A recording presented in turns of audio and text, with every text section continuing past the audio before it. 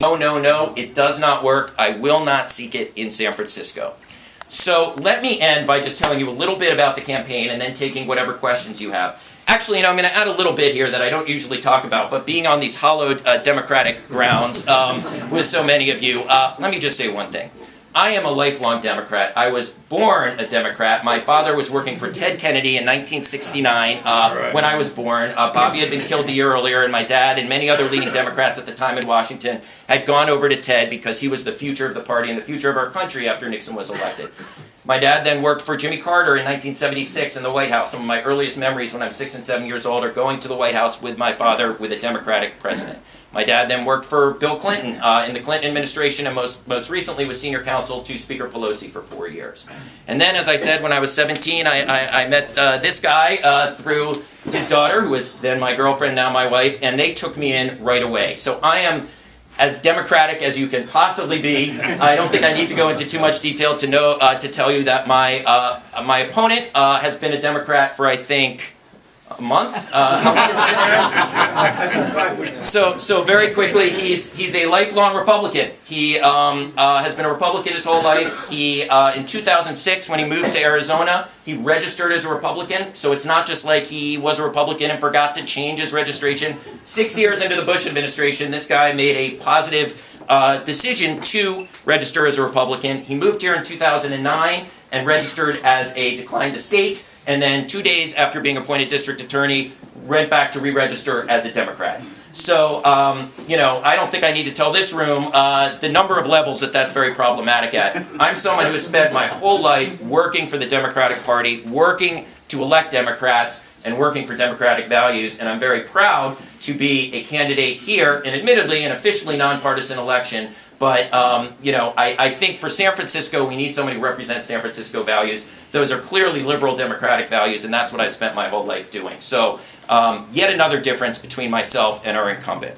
Let me turn now to my campaign, which is going to phenomenally well. It's incredible for you all to be here today. We are doing house parties like this every single day. We are going to have done 500 by the time we get to the election. Every single night, I'm in a different part of San Francisco, following a grassroots model that Mike talks to me about all the time, getting people in different neighborhoods together to hear me and get on board with the campaign. And the response has been phenomenal. I mean, 2 nights ago I was in the Marina, the night before that I was in Diamond Heights, the night before that I was in the Mission, a different neighborhood, a different precinct every night. And we came up with that 500 number because we wanted to get to pretty much every single precinct in the city between now and the election.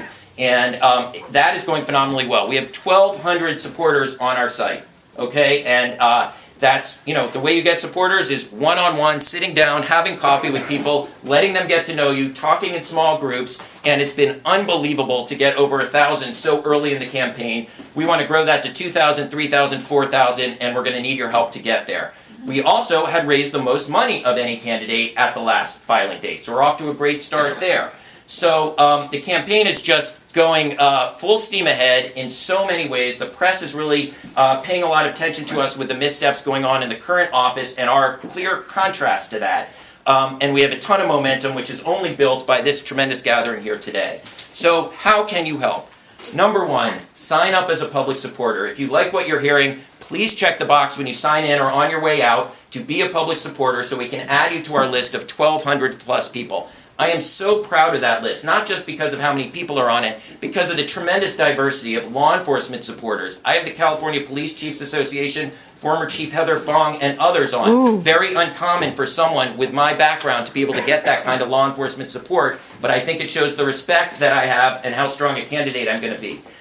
There are all kinds of supporters from the community-based organizations that I come from, pages and pages of them as well. So there's a great diversity of supporters. I'd like to add all of you to the list. Every single person matters, so please sign up as a supporter. Number two, please host a house party. Every single one of these we've gone to, we've asked people to host a house party. Every single one, at least one person, and 2 nights ago, 5 people stepped forward and said, we want to host a house party. These are people who had never met me before they'd heard me talk. They want to get on board and bring their friends and neighbors together. I have a lot of friends in the city, but at 1,000, I'm just about maxed out. I don't think anyone can know more than 1,000 people. So now, after getting my 1,000 friends and neighbors and supporters, sorry. Sure, on board, I need your help to get your friends and neighbors on board so that I can meet them. And it's a very organic grassroots process. It's going phenomenally well, but I need your help to keep making it happen. So again, there's a box you can check to sign up for a house party, and I hope many of you will consider doing that. I would be honored to come into your house.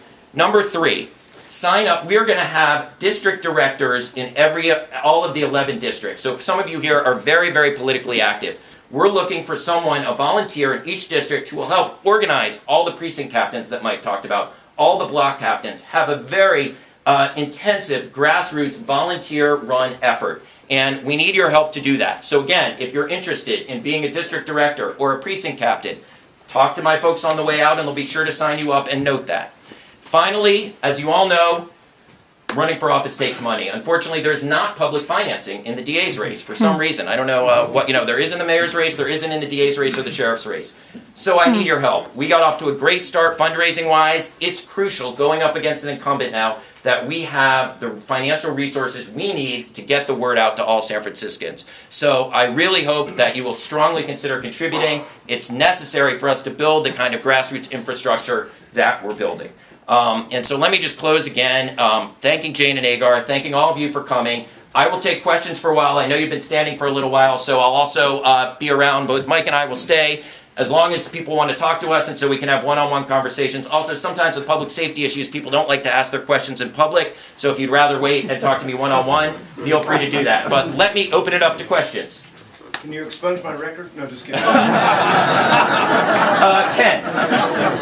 Ken Trey from the UESF. Teachers Union. So Kamala Harris, in many ways, was a pathfinder in connecting the DA to keeping kids on the right track, getting youthful offenders back in school, came up with some innovative truancy programs. What are some of your ideas to follow in Kamala's tradition and perhaps expand that? Yeah, great question. So I really admire the things Kamala accomplished in dealing with juveniles, and actually a lot of my background comes up from the juvenile justice world, as I said, working at Legal Services for Children and other organizations. So I'm going to have a real focus on the juvenile division in the DA's office, and also on truancy. I think what Kamala did was say, look, well, first of all, let me even start at a higher level. The first thing we need to understand when we talk about education, we need to be investing in our schools and not in prisons. It's very straightforward. It's the simplest thing you can say. So as DA, I think it's really important to have elected law enforcement officials who are saying that every day, because you don't usually hear that from public safety folks. Any investment we can take, the number one way to keep someone out of the criminal justice system is to get them a degree. And so it really pains me, as I said earlier, to look at all these teachers getting pink slips, while at the same time our prison budget is completely out of control because of things like the death penalty, like 3 strikes, which briefly, 3 strikes was supposed to be for serious and violent offenders, but we have folks who are spending lifetimes for things like my friend Michael Romano is here, who runs the 3 Strikes Project at Stanford, stealing a pair of socks. Why are we paying to incarcerate someone for life who stole a pair of socks when we're laying off teachers and cutting services? So the number one thing is that, just to look at a high level, we need to invest in education and prevention, not in public safety, except for the most serious and violent offenders. Okay? Then in terms of truancy, what Kamala really saw was that if you have someone drop out, that's the biggest indicator that they're going to a life of crime. And she took a real leadership role in that, which I plan to continue in many ways. There is one part of it, I must say, that I struggle with, which is her wanting to incarcerate parents who do not send their kids to school. And I just think if a kid isn't going to school, I don't see how incarcerating their parent is actually going to help things. But that's like the end of the line. 99% of what she did is doing everything in the DA's power to try to get kids to school. I absolutely agree on that. And I also agree on looking around the country and what the most innovative strategies to decrease truancy are, and how the DA's office, with the power of the DA's office, the prestige and the bully pulpit of the DA's office, can play a leading role on that. Briefly on juvenile justice, the vast majority of kids get in trouble once or twice and they go on to live happy, productive lives. What we want is a system that helps them do that rather than enmeshes them deeper in the system. Now, there are serious and violent offenders who need serious services and serious help, and we need to take them off the streets for their own safety and the safety of others. I believe that strongly, but I think the vast majority of kids, if treated right, and again, I started out at Walden House Adolescent Facility, which was a terrific rehabilitation program. I've seen a lot of kids turn their lives around that many other people had given up on. So, yes? Can you comment on your experience with and how you will relate to the mental health and substance abuse sectors? Yes, great question. So, unfortunately, the criminal justice problem in many ways is a mental health and substance abuse problem. You know, the percentages of folks in our jails with either mental health or substance abuse, or both, dual diagnosis, is huge, is absolutely enormous. And unfortunately, when other systems don't handle this, people get funneled into the criminal justice system with serious mental health problems and serious substance abuse problems. I'm a strong believer in the different collaborative courts that we have that deal with that. We have a drug court, we have a community behavioral health court. A good friend of mine works there, and both of them, and I think, and studies have shown with the drug court that it's very effective in terms of reducing recidivism. These are courts where it's not an us against them. It's this person has a substance abuse problem or a mental health problem, and how can we all come together and figure out a way for this person to get services and turn their lives around. At the same time, there's a strong supervision component where people are getting drug tested, going before the judge regularly, so they're being watched, unlike most people on probation who just the caseloads are so overwhelming that you can't really give them the individual attention they need. So I think it's a huge problem. I think we need to work very collaboratively with the Department of Public Health. I think we need to work very collaboratively with all the city and nonprofit agencies that deal with substance abuse issues and deal with mental health issues. But I think keeping and actually expanding our alternative courts is a big way to go. Yes? We have a big problem with kids getting a hold of guns in this city. Yes. We have backdoor from a lot of sports being open. We have these great big conventions for guns, selling guns. Yep, like at Cow Palace, yeah. Do you have any ideas about it? Yeah, so let me address that. There are so many guns on the streets of San Francisco, and if you ask kids in certain neighborhoods, it's just really easy to get a gun. And I actually think we are too lax on kids who are caught with guns.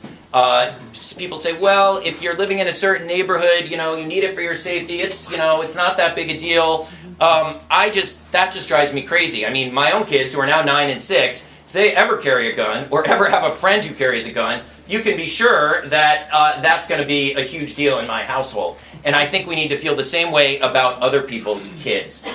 You know, Joe Marshall, who runs the Omega Boys Club here, says, a friend is someone who will never lead you to trouble. That's one of the things that he says repeatedly to the kids that he works with, mainly in the Bayview and in Potrero.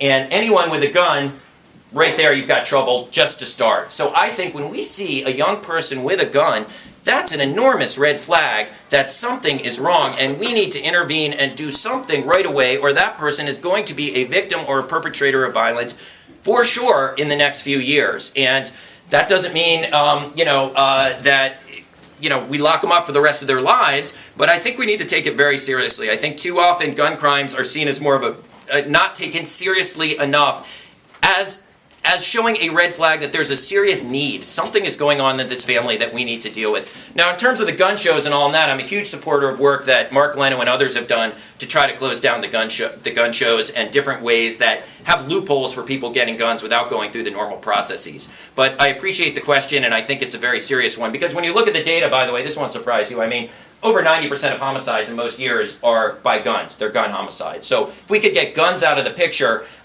sure, we'd still have some stabbings, we'd have some fist fights, but it totally changes the equation in terms of these battles that are happening on our streets sometimes. I see a hand in the back. Yeah, David, I have a question. And I happen to live across the street from Kamala Harris.